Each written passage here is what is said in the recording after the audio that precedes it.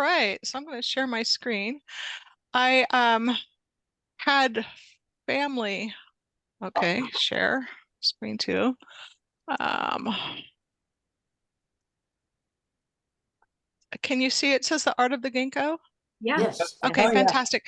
So I had family obligations for the first 4 months of this year that had me out of town on Thursdays, and I missed really all of our meetings. So I watched them on YouTube. I was really grateful for the recordings. Thank you for doing that, Bill. And I saw that an image that I had done had a lot of questions, like how did she do that, that sort of thing. So when I was asked to do the member moment, I thought I would deconstruct the edit for you and show you what my process was. Cool. Great. All right, so this is my starting image. It was really while I was on a walk in my neighborhood. Ginkgos apparently lose all their leaves all at once.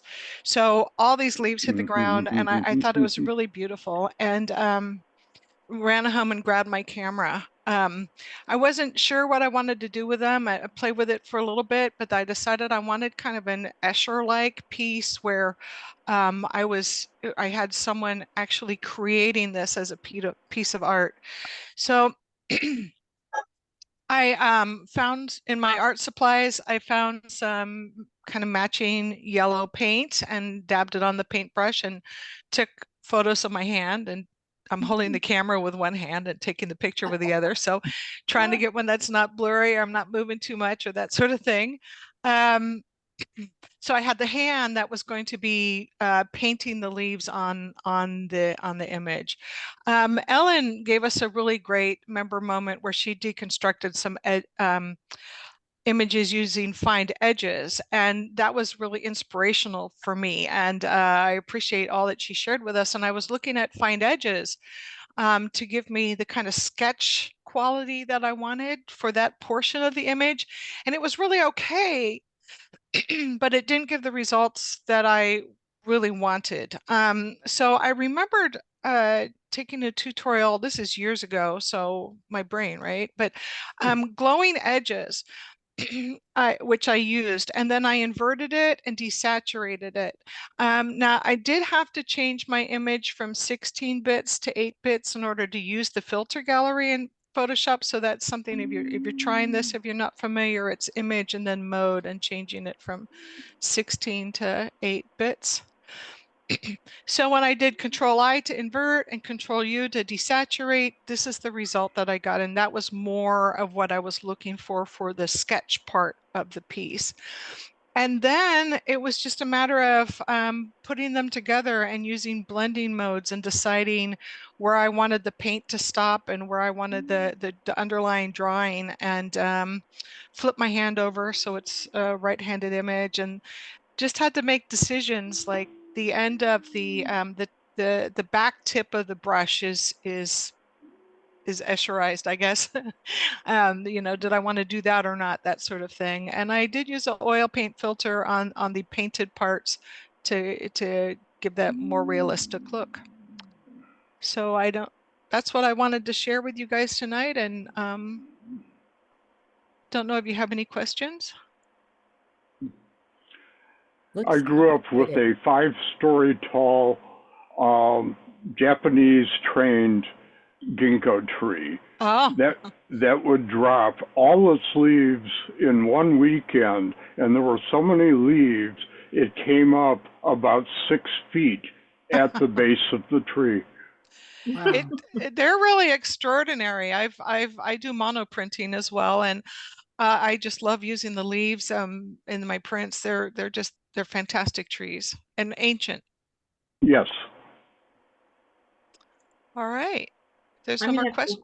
I have one question. Sherri, how did you get the color into the part that's painted?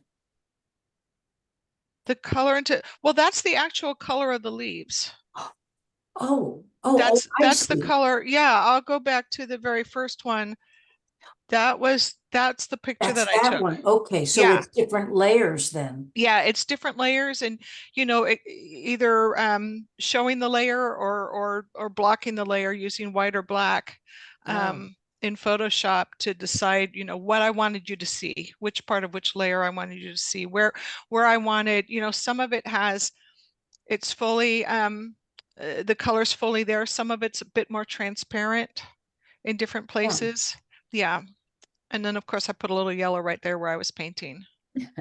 Yeah. That's a fantastic thing that you did. Wow. That's generically referred to as masking. Yeah. Really cool. Yeah, that is awesome. Thanks. Well, thank you. Have you made a Wow, that was Photoshop great. action so we can do one click? Oh, no. You have to work for it. You got to sweat for it, Mike. Well, now on to our program for the evening. And we are so excited to introduce Travels of the Odd Couple. Mike Funk and Tony Reynes will share photos and stories from their many journeys together. I'd like you to explain the title. And I came up with the title. I thought it was appropriate for the two of us because, well, we have a lot of similarities. We have quite a few differences, and I'm sure we'll each talk about a few of them. So I guess I should share the screen first, and we'll get going on my part. Let's see if I can do it again. I got to find the right one. Desktop, I think it's this one. Share. That's not it. Where did it go? Yesterday it worked great. I'm so glad it's you. Yeah, no, I think I got it here, didn't I? Are you guys seeing this? Yep. Yes. Travels of the Odd Couple. All right. So Tony and I have gone on, I think, 4 trips in the last 2 or 3 years. I think we missed 1 year. I was looking through all my photos for 23 and I thought about a trip well, we just didn't go. So a little bit about Tony and I when we travel. We have different likes and dislikes, so we have to try and make it work. So Tony likes to stay at Best Westerns. I don't. I like to stay at Holiday Inn Express so I can get my points or use free nights. It helps keep the cost down on the trip. So a couple of times I've had to travel back and forth between hotels to pick up Tony. In Bend, it was about 7 miles away. So we tried to keep the movements to a minimum, but it usually works out. Like on our last Nevada trip, the hotels were almost right across the street. So it worked out really well. Tony will tell you, and probably everybody here knows, he's a landscape guy. And has told me many times, I don't shoot critters because I used to do a lot of wildlife and I don't any longer, but now I shoot pretty much anything. Mostly now I'm into sports though. So we talk about a lot of different things, and the radio in the car is almost never on. I think in this last trip we went to Nevada, we never even turned it on. So we'll talk about weather, religion, politics, photography. We'll talk about this club, music, movies, travel. And lately, especially on this trip, he must have read a book about geology because that's all I heard as we were traveling across Highway 50. Well, look at that mountain. Look over there, and you see the way that's coming down. And pull over here. I want to show you something. And so it was one thing after another. So I got quite a geology lesson. Of course, it went one in one ear and out the other. I don't retain things like that very well. He's a lot more cerebral than I am, and it gets to be quite a good trip. We enjoy each other's company. And what we do when we arrive at a place, for instance, on this trip that we'll show you, the first one I have is Highway 50 in Nevada. When we arrive someplace or we stop along the road, we each go our different ways. He'll go one direction, I'll go another, even if it's only for a few minutes or up to a half an hour. But we do like to point different things out. So if he sees something that he thinks I'll like, he'll tell me, and vice versa. We've gotten to the point where we kind of know what each of us is looking for. And so it works out. It's a lot of fun, and it's a good way to get out on a photo trip. Now, I'm going to guess a lot of you have been on these various trips that we've been on. If not, hopefully it'll whet your appetite to go to some of these places. So I'll move right along here. The first one is the loneliest road in America. This was our most recent trip last month. It was a lot of fun. I think we put on, I don't know, Tony counted it up, 1,600 miles or something. It was quite a trip. It started in Fallon. And if I can tell you a little bit about Fallon, if you've never been there, this picture pretty much sums it up, I think. So, give you an example. I asked the gal at the hotel desk where we could have dinner. She says, "This is Fallon. I hope you like Mexican."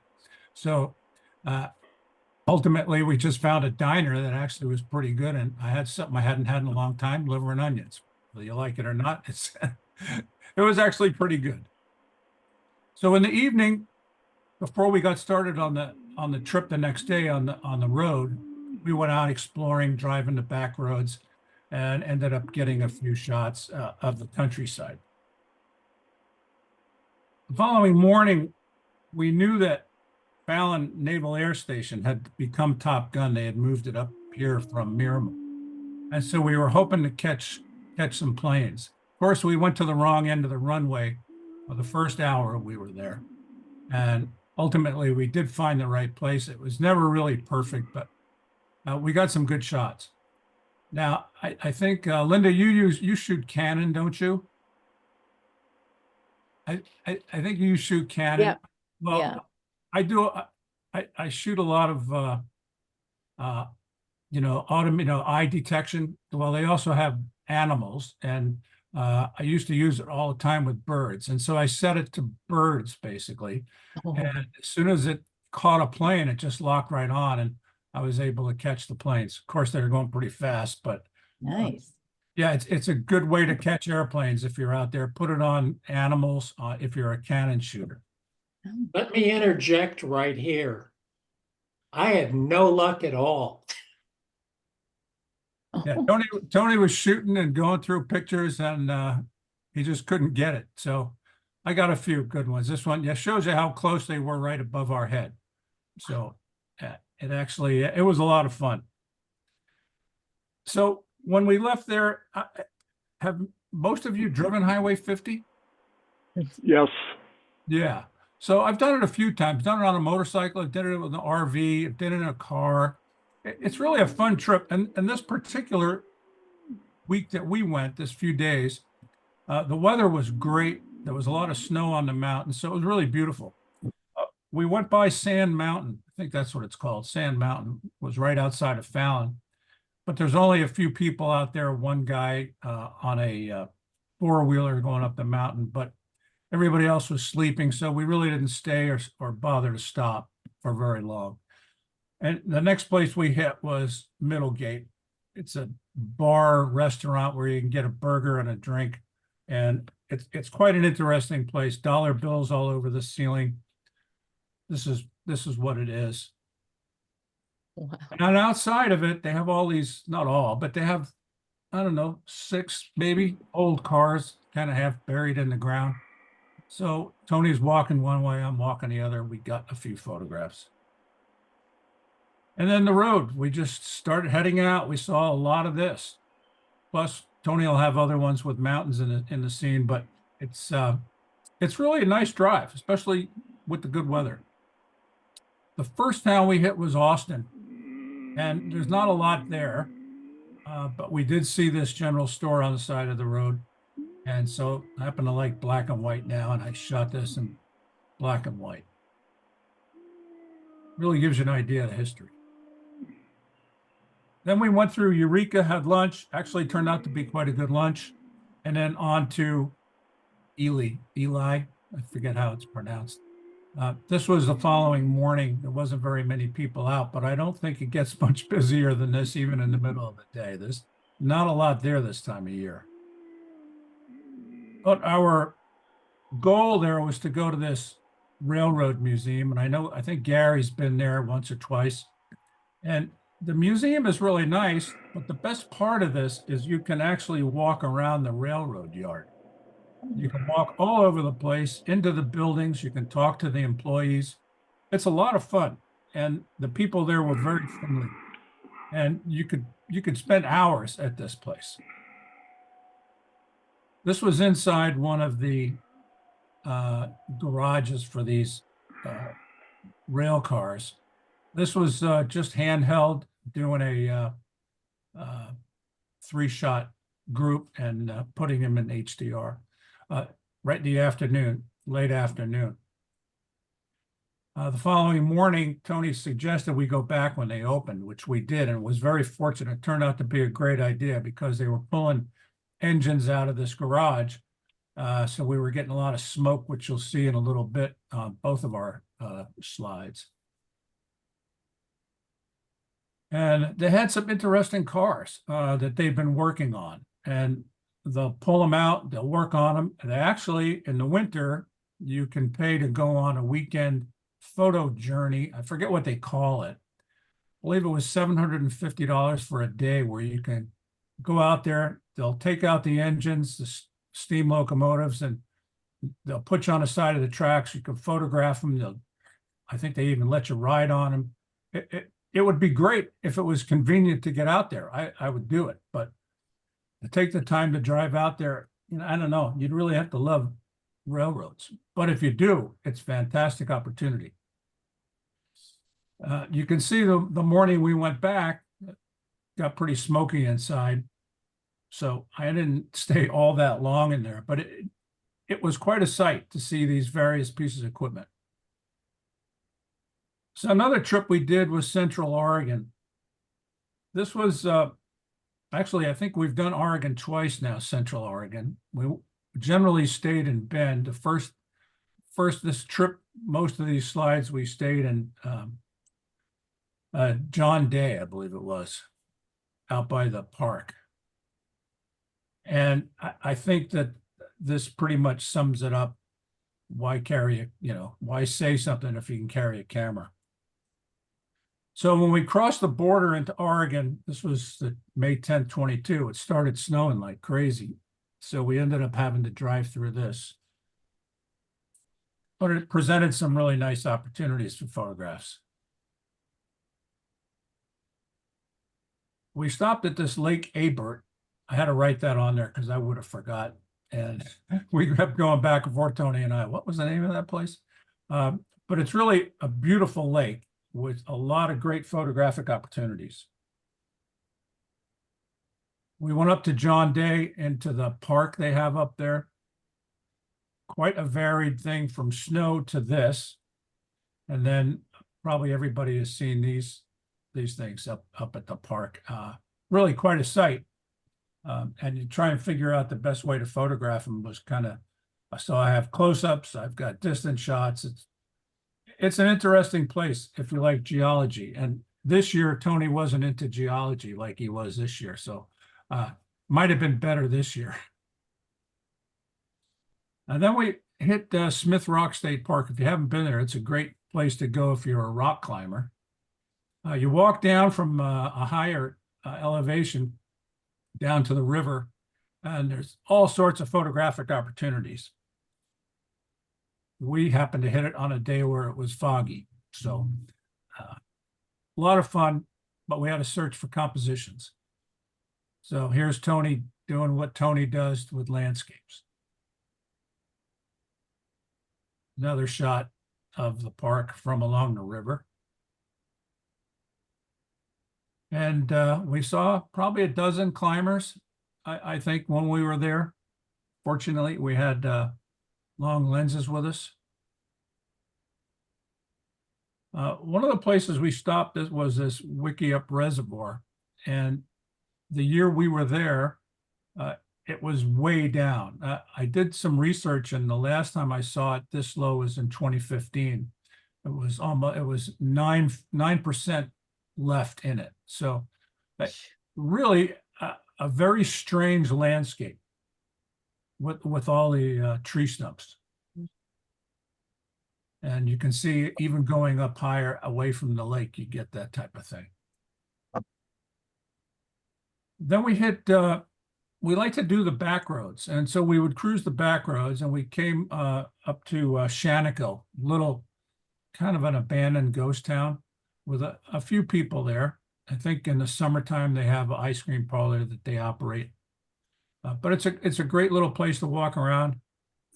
We ran into this lady. And like it says, when you photograph a face, you photograph a soul. She was quite a character. She told us she was like the unofficial mayor of this town. So we chatted with her for quite a while. She was a real kick and sort of added a lot to the trip. And there's other things you can photograph. There's more trucks. They got old buildings. You can go inside some of them and see the equipment that they have. And then when we leave these places, we drive around the countryside and all of a sudden you'll come across ranches that look absolutely gorgeous, like this place. And then you'll come another place that's just ramshackle and falling down. It's quite an experience seeing all these different things. But out in the middle of nowhere to see something like this was pretty incredible, I thought. And of course, then you see things like this too, not far from there. And as we were leaving on the way home down on 97, Highway 97, we stopped. There was a rain showers and it broke for just a few minutes. And we went down some side streets and found this meadow with the rainbow. And then on to the Oregon coast was another one. And this was at Bullard's Beach, just across from Bandon. And Bandon, if you haven't been to Bandon, it's just a great place to go see sea stacks and walk on the beach. Of course, you'd probably best to do it at low tide. And here you can see Tony in his red jacket. Fortunately, he wore something that stood out. I didn't, so I managed to get him. But it was absolutely, even the fog, it was just a perfect day for us. And I like to catch pictures of Tony as we go along these various places. Here I think he was looking at a gal that was trying to take a photograph. She was bent down. I have the photograph. I didn't want to waste your time with it, but she's trying to focus her camera on some little thing. I was watching him. He's just cracking up watching her. And another scene from that general area.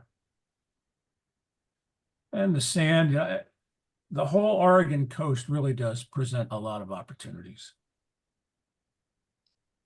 Let me go back.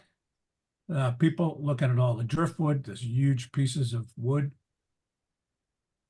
And my last one, we think of photography like therapy. It gets us out there, we get some exercise, we enjoy the fun, we enjoy each other's company.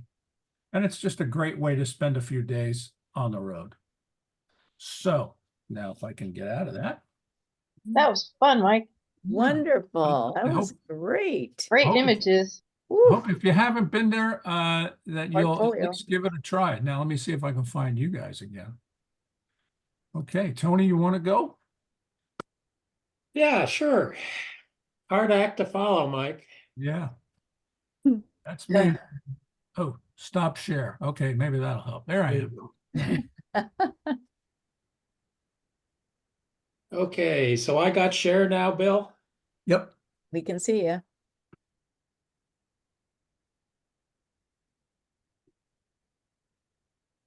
There we go. Hey, it worked. Oh, I'm spinning the prayer wheel.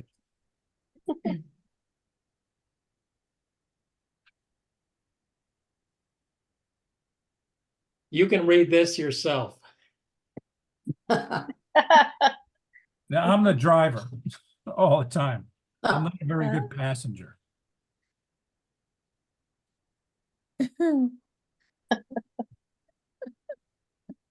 It's Oh my gosh. it's sort of difficult for me because I perceive Mike as a much better photographer than I am. And he shoots anything. I'm really relegated to few things that I shoot. And the only thing I can do better than he can, maybe post-production. So we're going to go in reverse.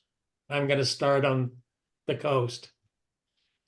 I saw this in the sand and I had visions of some Japanese science fiction movie of something coming up out of the ground that was going to attack Mothra. Sorry. There's just so much to shoot. As some of you know, and as some of you have participated, my partner and I run 2 workshops on the coast, and no matter what the weather is, it presents you with a palette where you can really go in and either shoot with abandon on a large area or zero in on something smaller. The other thing which Mike and I did on a regular basis was to change shutter speed, because virtually every wave left a pattern as they receded. The other thing that you can notice is the number of birds that are on top of those rocks. It's absolutely amazing. And we stopped at a boatyard. I early on in high school and college worked in a boatyard, so things like this made an awful lot of sense to me. And Central Oregon, here's Smith Rock in all its majesty and fog. This was again in the fog. And what I did was take a little license of the trip, and I didn't want the place to be undersold.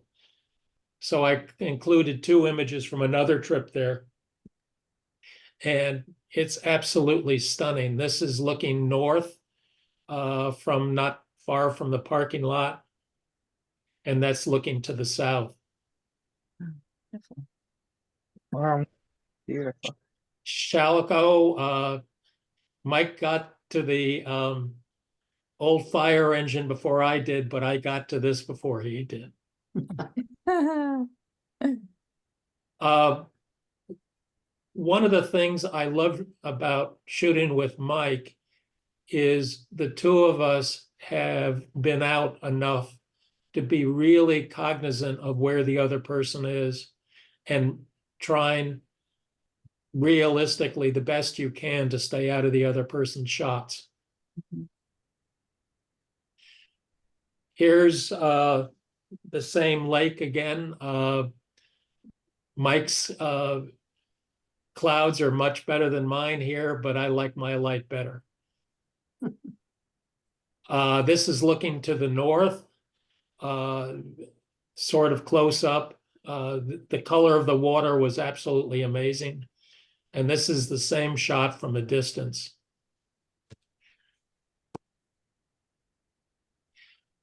This is Mount Bachelor, which is outside of Bend by probably about 15 miles. And this used to be the place where the American Olympic ski team practiced. Oh. There's someone you know. It was really surreal to be in this reservoir when you stop and think about the number of feet down you are, and to think that all of these trunks, all these trees were cut down years and years ago. And it just sort of left you with a sad feeling.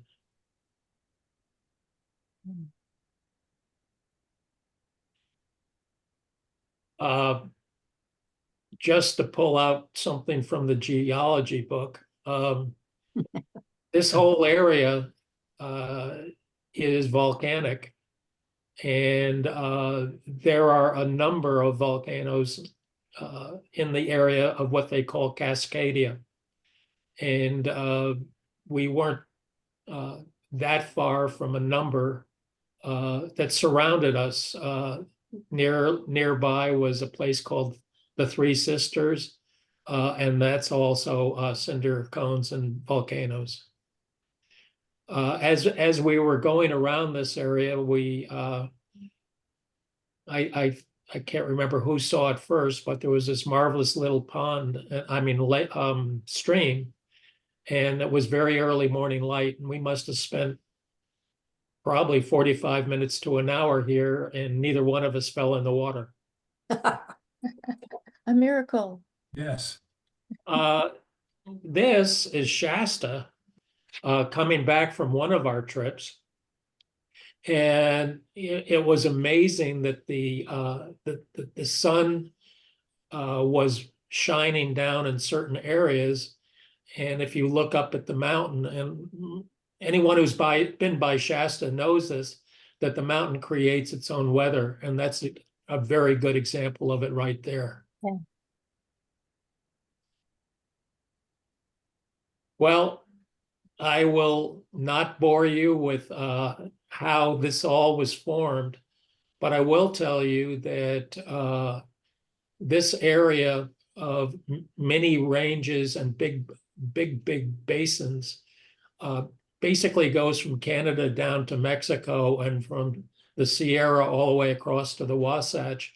And it's a very unusual thing. And what made it so extra special to Mike and I, when I shut up, was all of the snow on the top. It made it wonderful. And I had to try this.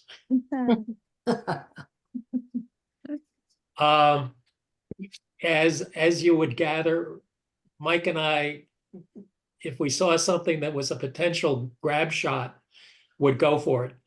And this was a sort of crossroads town where there was a bar, a jukebox, I think there was a gas station there. There's some garages and a motel. And we had a lot of fun shooting in here. I can tell you with complete certitude that if you look at the lower right-hand side where that paint was splashed against the bottom of the bar, I can tell you that with a remove tool, I got rid of about 14 other ones. So I got into it and I started playing with it and I was having fun. This sort of reminds me of the one class I had in art and grammar school where I learned about perspective. It just turned out to be a wonderful black and white. Again, we found something at the edge of the road, and the thing that we thought we were going to shoot, we didn't very much. And this car was wound up in the bushes. And I know Mike and I shot it in color, but it came across much better with texture in black and white. Is it a Studebaker? It's a Rustmobile. I don't know what it is. If you think it's that, it's that. Maybe, I don't know. This picture is reminiscent of Mike's, and Mike's is much better. I liked it until I saw his. That picture that Mike showed of this steam locomotive in the background was my foreground. And the thing I'll pass along on it was I really had no idea how steam engines were put together. And this is the boiler area. And it's just like, as you probably remember as a kid, boilers had big pipes running through them, and the flames came up, provided heat in your home. And this provided the heat to provide the power for the locomotion. This was one of my favorite shots of the trip. The problem with this big garage was there was just so many things to shoot. It was hard to slow down your mind and slow down your eye to try and find a composition that worked. That thing above the Nevada Northern sign was something you'd find in a regular garage. This was to exhaust all of the stack gas if you had your engine running inside.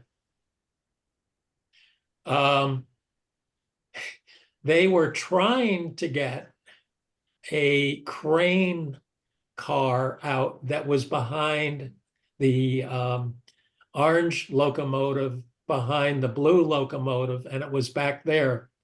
And it was slow and laborious. And I had model trains as a kid, and I was sitting there chortling to myself that if I had this problem at home, I could pick up the engine and I could put it on another track.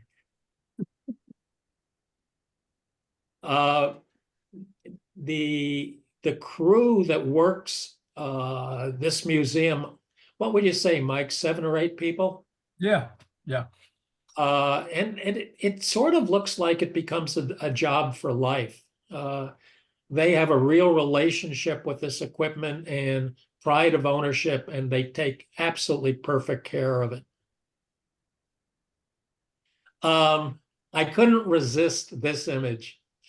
Here you have people with a gazillion tons something or other, and someone sporting some WD-40. I don't think this would make any of their print ads, but I thought it was marvelous. With all of this ins and outs, the inside got really hard to see and hard to breathe. But at least for me, I was going bananas. The light, the shadows, and everything. And I was reminded of the early industrial photography of heavy shadows and lights and darks. And that's what I was trying to run around and find. It was difficult because, again, there's just so much visual overload. You're trying to slow yourself down.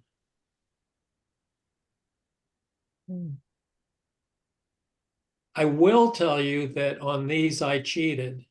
I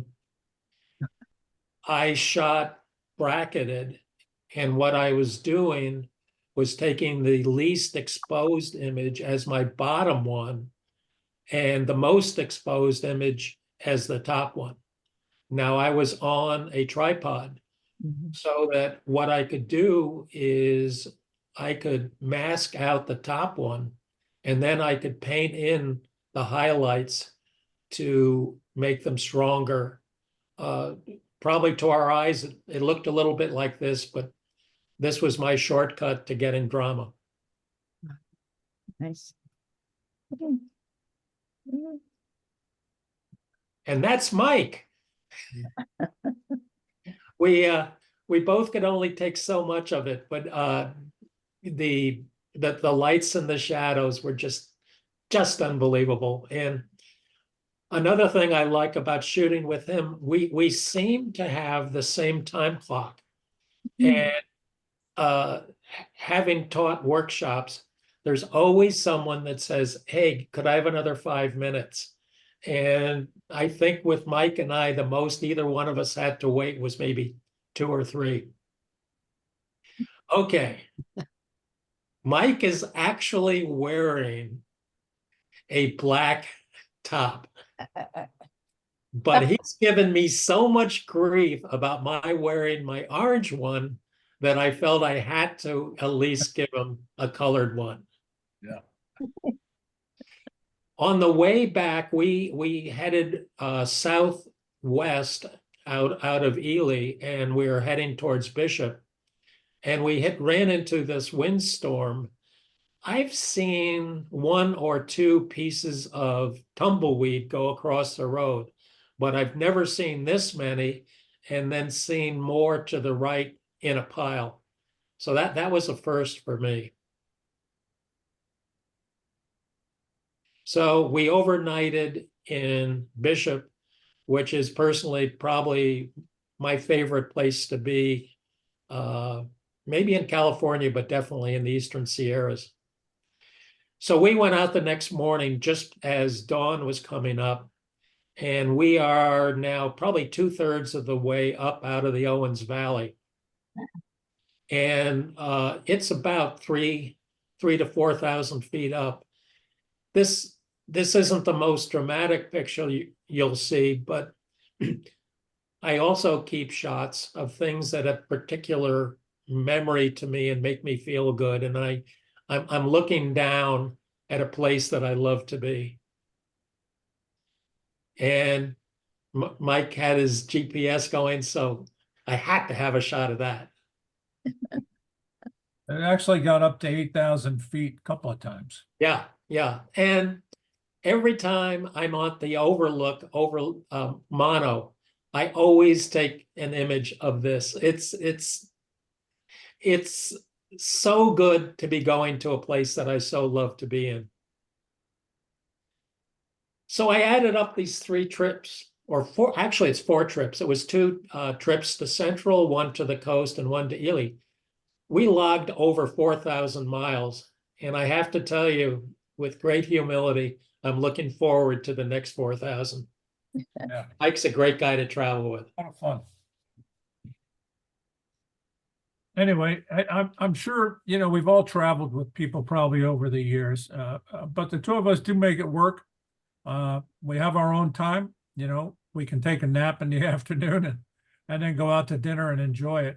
And like Tony said, we do give each other the space to roam around wherever we're trying to take photographs. It's been a lot of fun. Do any of you have any questions?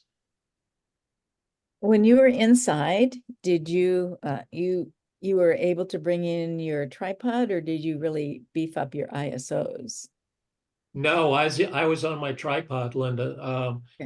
Okay. Since I was bracketing, I had to have all 3 images indexed so they would be perfectly aligned against one another.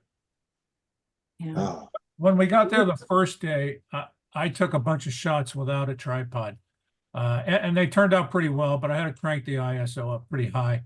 I should have put a couple of them in because they actually turned out pretty decent. But the next morning we did bring the tripods because we knew we were going to be inside and wanted to be able to shoot that.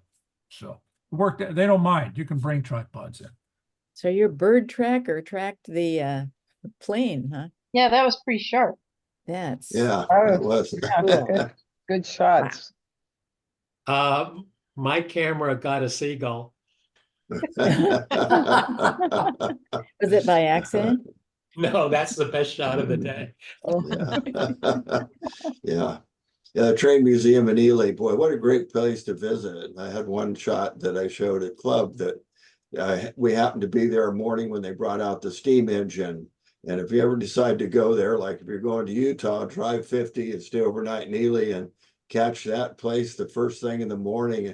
They're really nice. I mean, I was in there talking to these guys that were working on one of these big locomotives, you know, and they're telling me all about what they were doing. And I mean, you know, they're really friendly and nice people and some great shots, and you can get the locomotive. Yes, it is a paying job. Okay. There's also another really good railroad site just northeast of Bishop. Laws. That's it is. Yeah. Nice. Yeah. What was the name of it? Laws, LAWS. LAWS. And it's really right outside of Bishop. Yeah. Yeah. There's another one in Jackson, in case you're curious. Yeah. Yeah, So when you say Highway 50, is that the same as the Lincoln Highway? Yes, I Yes. believe it is. Okay, because I was in Eli one time and we were camping and we had our RVs just parked in the casino parking lot. We woke up in the morning and we were surrounded by old Lincolns.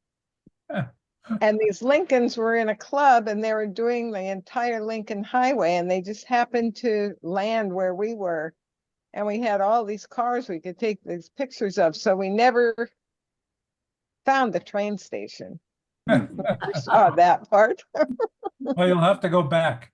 Yeah. Well, at least you didn't park in the red light district. Yeah. Yeah. We may have been, I don't know. Yeah. Well, we Yeah. did stop at the Bordello and take photographs, and I lost Tony for a while, so I don't know where he went. I stayed outside by the road. What town was that in? Talk about being thrown under the bus. Yeah. And run over back and forward. I don't know. He You was only gone had to 20, wait 30 2 minutes. I don't know what happened. Now, Tony, the pictures that you showed in Oregon, the sea stacks, was that all around Bandon Beach, the ones that you were showing? I Bandon, yes, was where most of them were. Yeah, also Yeah. Pistol River. Pistol River too. Yeah. that was Pistol nice. River is just south of Gold Beach. Okay.